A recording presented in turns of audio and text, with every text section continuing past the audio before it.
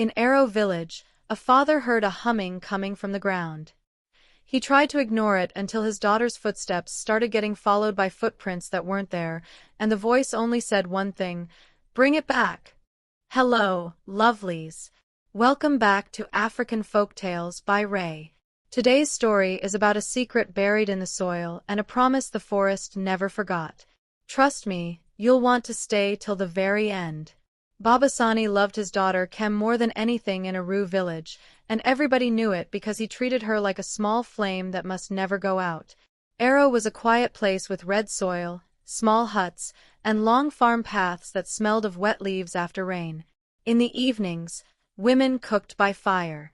Children chased one another, and elders told stories about the forest, not to scare people but to remind them that the world had rules older than any person. Kemi was 9 and full of questions, and Babasani often laughed at her curiosity. But he became serious when she asked about the deep forest because his heart carried a secret that he never wanted to hand to a child. One Harmattan night when the air was dry and the moon looked pale, Babasani sat outside with a small fire and listened to the night, expecting the normal sounds of insects and distant dogs, until he heard a low humming that did not fit anywhere. It was soft, steady, and patient, like a song without words. And the strangest part was that it did not seem to come from the trees or the sky.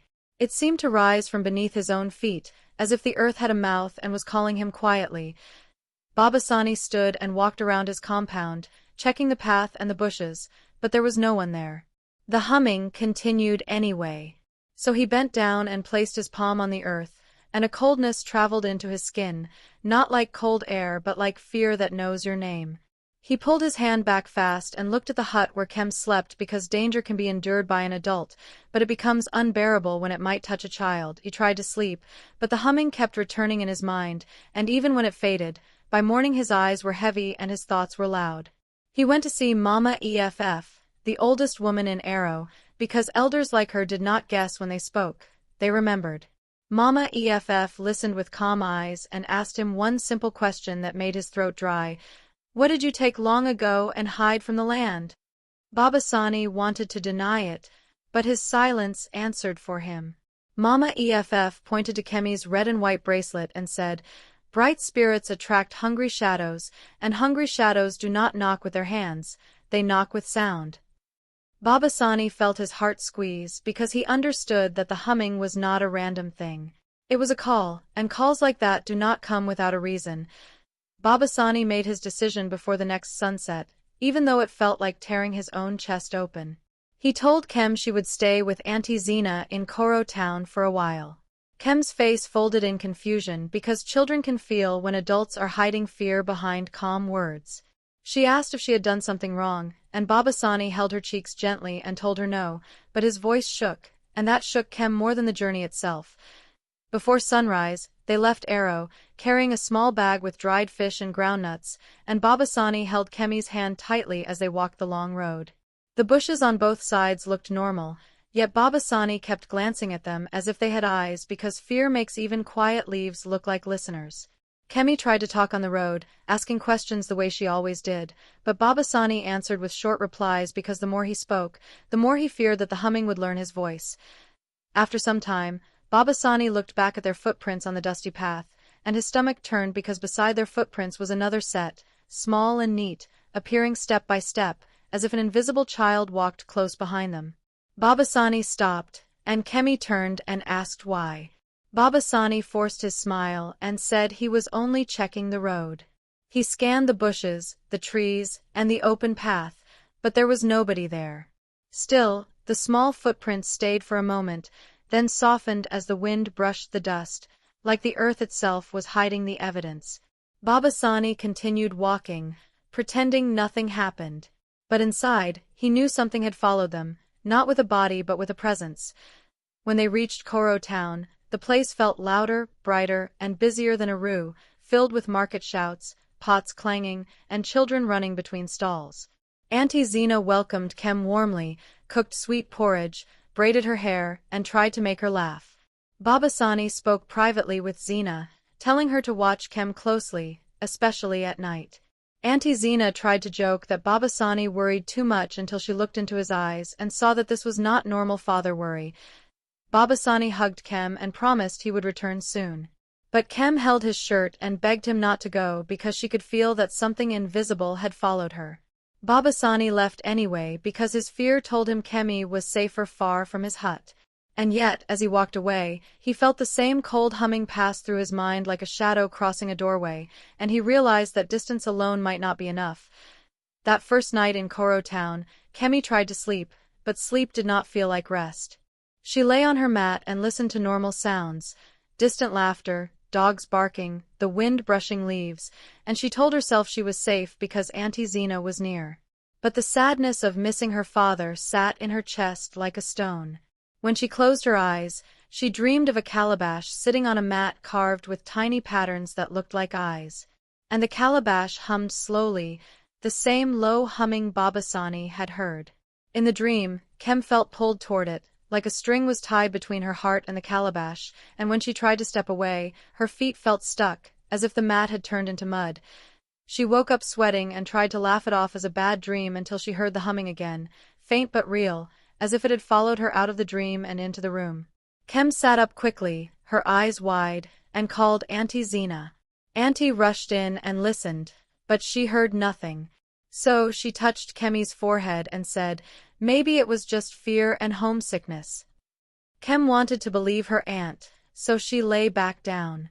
But the humming stayed close to her thoughts, like a quiet visitor that refused to leave.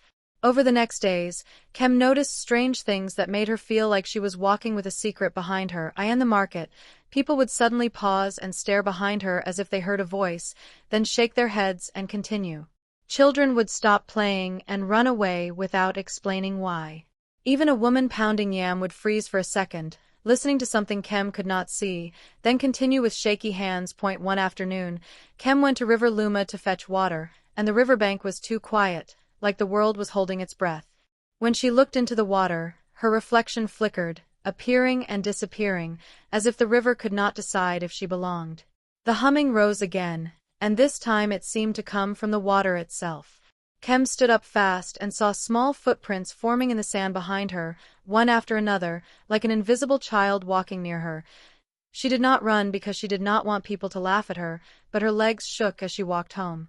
When Auntie Zena saw her face, she finally stopped treating it like imagination. And when she examined Kemi's red and white bracelet, she noticed a tiny knot in it that had not been there before, a knot too neat to be random. Auntie Zena's mouth went dry because her own mother had taught her that some knots are not tied by hands, they are tied by promises. That night, Auntie Zena took Kem to Uncle Deo, a gentle healer in Koro town, who helped people with problems that did not fit inside simple words. Uncle Deo listened patiently, as if he could hear the fear behind Kemi's story. And he did not laugh or dismiss her, which made Kem feel slightly safer. He rang a small bell once, and the air in the room felt heavier, like something invisible had stepped closer to listen. Uncle Deo stared at a corner and spoke toward it, not harshly but firmly, asking why it followed the child. For a moment there was silence, and then the humming answered, spreading softly through the room like breath. Kem held Auntie Zena's hand tightly, and Uncle Deo drew a thin circle of chalk on the floor and asked Kem to stand within it. Then the humming shifted into a whisper that formed words slowly, and Kem heard it clearly enough to understand because it said, "Bring it back." Kem's mouth went dry and asked what it was, and the whisper stopped as if it was listening to her voice and learning her sound. Uncle Deo quickly warned Kem not to speak to it again because some things grow stronger when they are answered. Auntie Zena asked what was happening, and Uncle Deo explained in simple words that a wrong done long ago can attach itself to the blood of the one who did it. Even if the child is innocent, the child can become the path the debt uses to return. Kem insisted she had taken nothing, and Uncle Deo agreed that Kem did not steal, but he also said the shadow did not care about fairness. It cared about balance. He asked about Kem's father, and when Auntie mentioned Babasani's worry and fear, Uncle Deo nodded as if the shape of the story became clearer. He said the safest thing was not to hide or run because hiding makes some shadows hungrier and running makes them enjoy the chase. He said they needed to return to Arrow Village, not to fight the shadow but to face the truth that created it. That same night, Kemi dreamt again, but this time the dream was not only about the calabash. She saw Babasani sitting alone by a small fire in a Rue village. His shoulders were heavy, and behind him a tall, thin shadow moved like a palm tree in the wind. She tried to shout, but no sound came out. Then she saw a girl on the path between a Rue and Koro, a girl that looked like Kem, but whose eyes were darker. And the girl smiled like she had been waiting for Kem for a long time. Kem woke up crying, and Auntie Zena held her. In that moment, Kem knew she had to go home, not because she wanted to, but because something in her heart was pulling her back like a rope tied to her life. The journey back to Aru felt heavier than the journey away because now Kem understood that something unseen was part of her story. Uncle Deo walked with them, carrying herbs and his staff, and he warned Kem not to answer any voice she heard on the road, even if it sounded like someone she loved, because some shadows borrow familiar sounds the way a person borrows clothes. As they walked, a voice that sounded exactly like Babasani called Kemi's name softly from the trees. Kem's heart jumped, but Uncle Deo struck his staff on the ground, and the voice changed, becoming thin and cold like dry leaves rubbing together. Kemi's skin prickled because she realized the voice was a trick. When they reached Aru, the village did not feel normal. People stood in small groups speaking quietly, and even the goats were unusually still. Mama EFF stood near the path watching, and when she saw Kemi, she nodded as if she expected her return. Kemi felt chills when Mama EFF glanced behind her for a second like she was acknowledging something Kemi could not see. Babasani ran out and hugged Kem tightly, his arms trembling. For a moment, Kem wanted to forget everything and just stay in that hug, but the humming rose faintly under the ground, reminding her that the story had not finished. Inside Babasani's hut, Uncle Deo asked Babasani to speak the truth. Babasani's face tightened as if he was swallowing stones. He confessed that when he was young, he and his friend Sola went into the deep forest to hunt, ignoring the elders' warnings, and they found a small shrine beneath a twisted tree. There was a carved calabash there, beautiful and shining, and Sola wanted it. Babasani said he told Sola no, but they were foolish and took it anyway, thinking it was only an object. After that, Sola fell sick, began speaking strangely in his sleep, then vanished without footprints, and Babasani became afraid and ashamed. Instead of returning the calabash, he buried it near his old farm, hoping silence would solve it. Mama F's eyes held no surprise, only sadness, and she said, "The land does not forget simply because a man closes his eyes." That night, the village gathered with lanterns, praying softly, and fear moved through the crowd like smoke. Then a tied goat suddenly cried out in a thin voice that was not its own and whispered, "Bring it back!" People screamed and dropped lanterns. Mama EFF raised her hand and ordered calm because panic feeds the unseen. She said they would go to the old farm at dawn, dig up what was hidden, and return it properly because secrets buried in the soil do not rot, they wait. At dawn, they walked to the old farm, men carrying hoes and shovels, women carrying water, cola nuts, and palm oil because in a Rue village, even when people were afraid, they still respected old ways. Babasani led them to a spot near a broken stump and began to dig. The soil smelled old, like it had been asleep for years. Kem stood close, holding her bracelet as if it could protect her, and Uncle Deo watched carefully, ready to stop anyone who acted foolishly. When Babasani's shovel struck something hard, the sound was sharp, and the whole crowd went silent, as if everyone stopped breathing together. Babasani cleared the soil with trembling hands until the calabash appeared, still smooth, still shining on the dirt, as if it had been waiting for light. The humming rose louder immediately, and Kem's bracelet grew hot and tight, like it was waking too. Uncle Deo warned that no one should touch the calabash with bare hands, but the calabash moved slightly on its own, like a baby turning in sleep, and people stepped back in fear. Then, in a voice that sounded like a child and an old person at the same time, it said, "Finally!" Kemi's mouth went dry, but she found the courage to ask what it wanted. The calabash hummed once and said, "The one who promised." Babasani's face turned pale because memory rose in him like a snake waking, and he whispered that long ago, when fear crushed his chest. He begged the forest to spare him and promised to return balance. Mama EFF asked what words he used, and Babasani confessed. He said, "Take my future shame, but spare me now." The calabash hummed as if pleased and said, "Your future came." Kemi felt dizzy as if the ground pulled her heart. Images that were not hers flashed in her mind. 2 boys in the forest, a twisted tree, a shrine, and a hurried burial. Then she saw the girl again, the one from her dreams, standing behind the calabash with dark eyes and a small smile. People could not see her, but Kem could, and the girl whispered, "You are the future he promised."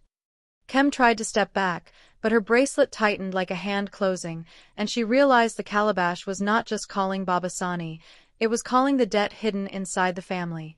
Uncle Deo wrapped the calabash in cloth and palm leaves, and they walked toward the forest because he said the beginning of the promise must meet its ending at the place where it was made.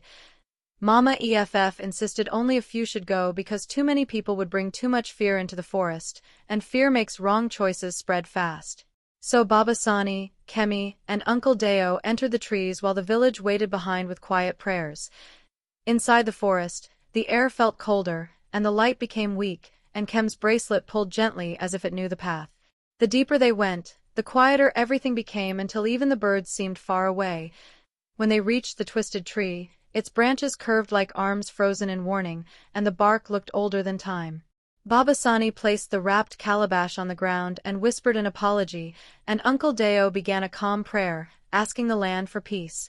But before he finished, the bark creaked and opened like a mouth, revealing darkness that seemed to have eyes. A thin voice came from inside, sounding like a child who had learned to speak through pain. "You brought it back," the voice said. "Good."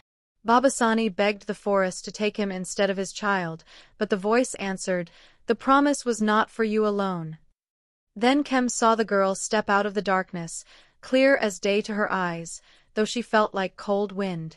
The girl looked exactly like Kem, same face, same height, but her eyes were darker and older, like they held long waiting.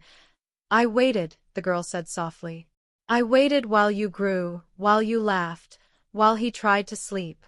Babasani shook because he recognized her without understanding how. Kem stepped forward slowly because something deep in her heart felt the girl's loneliness like a shared wound. Uncle Deo warned her to stay back, but Kem whispered that the girl was not only a threat, she was also hurt. The girl asked Kem if she knew what it felt like to watch life from the edge without touching it. Kem's eyes filled with tears because she did not fully know, but she could feel it through the girl's voice. When the girl touched Kem's hand, Kem felt a rush of memories. Nights under roots, rain on leaves, the sound of laughter from far away, and hunger for warmth. Kemi pulled back, trembling, and asked the girl her name. The girl said she had none because promises do not get names. Kem's heart broke at that, and she said, "Then I will give you one. Your name is Lami." The forest went still as if it heard something important. The girl repeated it softly. "Lami," like tasting hope for the first time. For a moment, the air softened, but then a deeper voice rose from inside the tree, heavy and ancient, and Uncle Deo's face tightened because he knew this voice was not the girl's. "Names," the deep voice said, "change nothing." The ground trembled, and thin cracks appeared across the forest floor like lines on dry clay. Lami's eyes widened with fear, and she whispered to Kem, "That is the keeper." Uncle Deo asked, "Keeper of what?" And Lami replied, "Keeper of debts." 2 glowing eyes appeared in the darkness, slow and steady, watching them like a judge. The keeper spoke with weight, saying, "Balance is not a toy. A promise made to save a life must return a life." Babasani cried out, begging the keeper to take him because he made the promise. But the keeper answered, "The promise was for the future, and the future stands before me." Kemi felt her heart pound, and her bracelet tightened, and she realized the keeper saw her as the future that Babasani offered in fear. Uncle Deo spoke bravely, saying the calabash had been returned and the truth confessed, and asking what more the forest wanted. The keeper answered, "Not death." Everyone froze because they expected death. Babasani asked what it wanted then, and the keeper said, "Memory." The word sounded simple, but it landed like a stone. The keeper said Babasani buried the calabash, buried guilt, buried truth, and tried to sleep. And now he would not die because death would be too easy. But he would carry the full weight of what he buried in the open, with the village knowing. Babasani trembled because he feared shame more than pain. And the keeper said, "You asked for your future shame to be taken. It was delayed, not erased. Now you will live with it." The cracks in the ground slowed as if the forest approved of truth.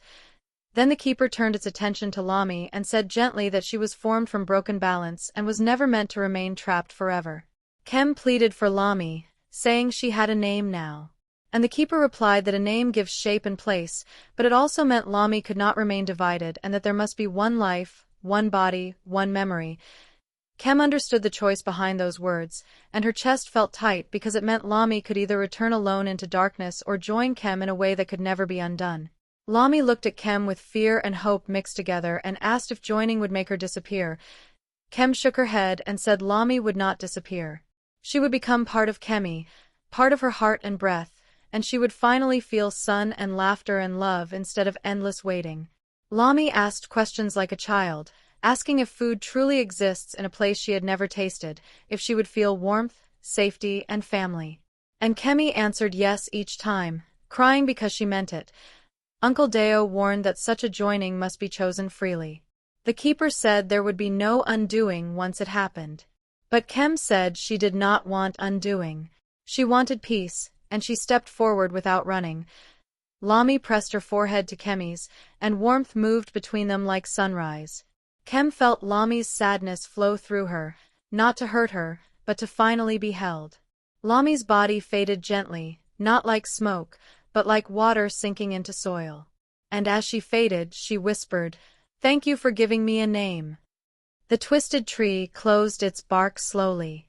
The glowing eyes dimmed, and the cracks in the ground sealed as if the forest was breathing out. Birds began to sing again, and the air felt lighter. Babasani rushed to Kem, shaking, asking if she was still herself. Kem opened her eyes and said she was still Kem, only fuller, as if her heart had grown new room. They returned to Aru village with Uncle Deo and Babasani. Mama EFF gathered everyone and told the truth without hiding, speaking about the shrine, the theft, the promise, and the delay. Though some villagers felt anger and others felt shame, Mama EFF said truth restores balance, and silence feeds shadows more than darkness does. From that day, Babasani lived with humility instead of hiding, and the calabash was returned properly to the shrine with respect, and no child was ever promised to the forest again.